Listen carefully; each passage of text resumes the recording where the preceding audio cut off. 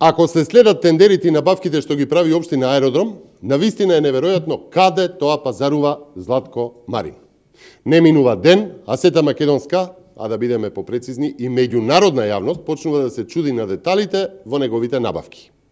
Тоа што за Златко Марин се цитирам само лаги и непроверени информации, се податоци од документи за направените набавки на општината, раководена од Златко Марин и од СДСМ во Аеродром. Па со ред. Човекот за 1 метро дрвена даска, талпа, плаќа 300 евра, без ДДВ.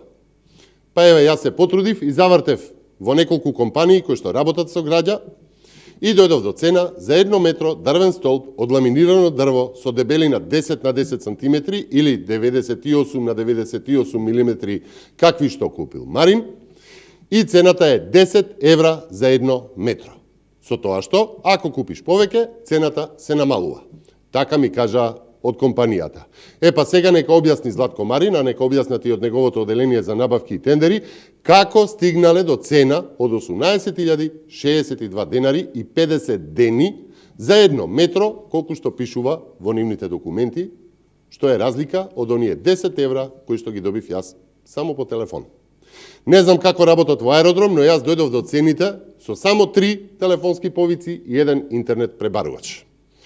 Одиме понатаму. Златко Марин платил, набавил 1 метро метална цевка со дебелина Фи40, значи 4 см, по цена од 7.650 денари. Повторно цена без ДДВ.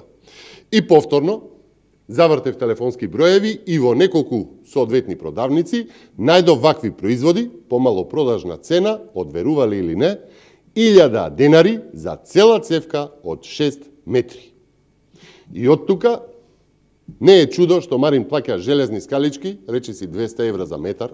Не е чудо што плаќа една ПВЦ врата за 40.000 денари, една клупа за во парк без наслон за 350 евра или еден кош, односно една железна шипка свиткана во круг за цели 250 евра.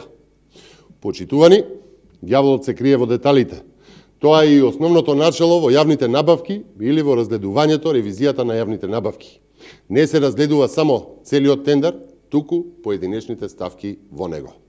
Тука, во деталите, се крие можната корупција или можниот криминал. Например, може би не би ве чудело ако тендер за бандера за осветлување во Аеродром чини, да речеме, 1500 евра, но ако ги знаете деталите, дека за лед сијалица е платено 800 евра, а за целиот стол по 4 метри 550 евра, тука веќе сомнежот е огромен и веројатно основан.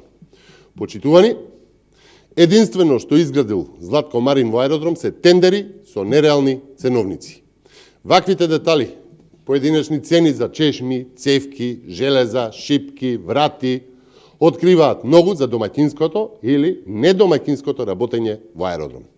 Еден ден сето ова ќе оди на ревизија, документацијата не лаже и верувајте, одговорност ќе има.